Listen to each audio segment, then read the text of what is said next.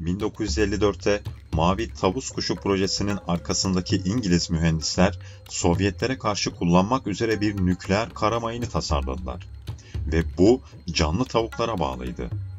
İkinci Dünya Savaşı'nın ardından demir perde Avrupa'ya inerken her iki taraftaki ülkeler Soğuk Savaş bir gün fiziksel hale gelirse ne yapacakları konusunda planlar yapmaya başladılar. Nükleer silahlanma yarışı başladığında İngilizler potansiyel bir Sovyet saldırısını durdurmanın bir yolu olarak çok gizli Mavi Tavus Kuşu operasyonu tasarladı. Plan, Sovyetler işgal etmeye çalışırsa patlayacak nükleer kara mayınlarını Batı Almanya'ya gömmek. Ancak bir sorun vardı.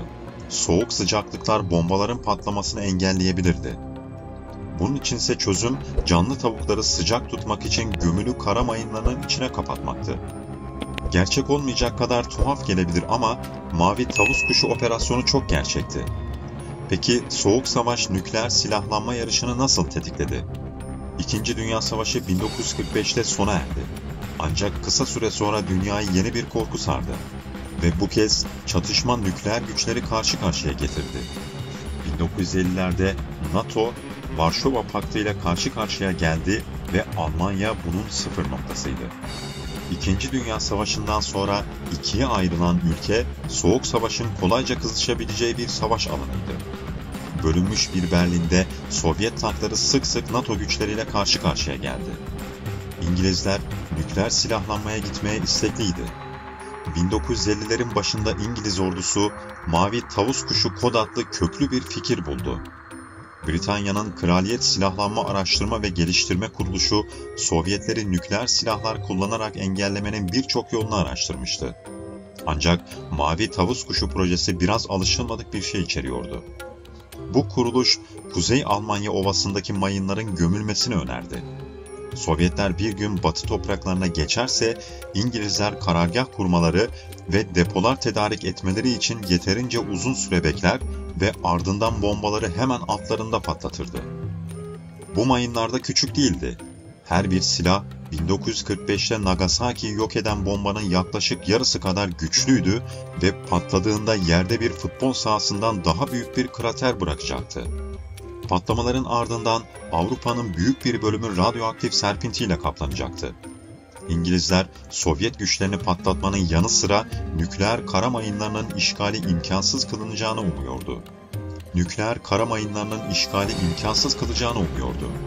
Yani radyoaktif kirlilik Sovyetleri Almanya'yı terk etmeye ikna edecekti.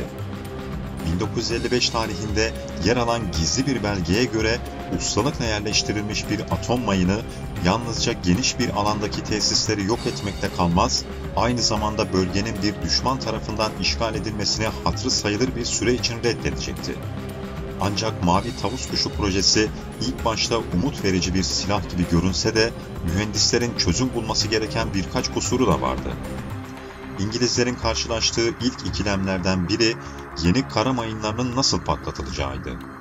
Seçeneklerden biri Sovyet kuvvetleri işgal etmeye başlarsa her kara mayını 8 günlük bir zamanlayıcıyla gömmekti. Yetkililer ayrıca bombaları uzaktan çalıştırmayı veya kurcalanırsa 10 saniye içinde patlayacak şekilde programlamayı düşündüler. Ancak bir sorun daha vardı: hava durumu.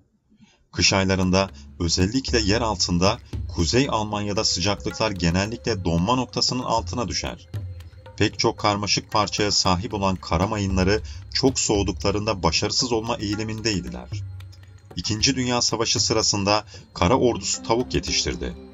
Soğuk Savaş'ta İngilizler tavukları çok farklı bir şekilde kullanmayı düşündüler. Mühendisler önce 7 tonluk her bombayı sıcak tutmak için fiberglass yastıklara sarmayı önerdiler. Ama sonra başka bir fikirleri vardı: tavuklar. Canlı kuşlar her bir bombanın mahfazına 8 gün hayatta kalmalarına yetecek kadar yiyecekle yerleştirilecekti. Vücut ısıları patlama zamanı gelene kadar madeni sıcak tutacaktı ve henüz açlıktan ölmemiş olsalardı ortaya çıkan patlamada öleceklerdi.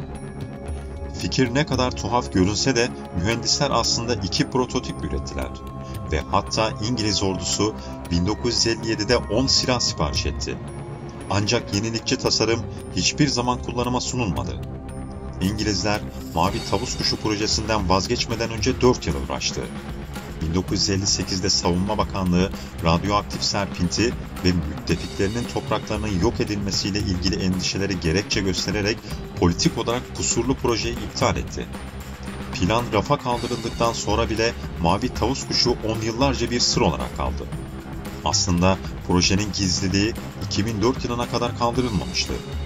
Bilgi o yılın 1 Nisan'ında yayınlandı ve birçok kişinin bunun tuhaf bir 1 Nisan şakası olup olmadığını düşünmesine neden oldu. Bazıları Mavi Tavus Kuşu projesinin ayrıntılı bir aldatmaca olduğuna o kadar ikna olmuştu ki Ulusal Arşivler'de Eğitim Başkanı Tom O'Leary bir açıklama yapmak zorunda kaldı. 1 Nisan şakası gibi görünüyor ama kesinlikle değil dedi.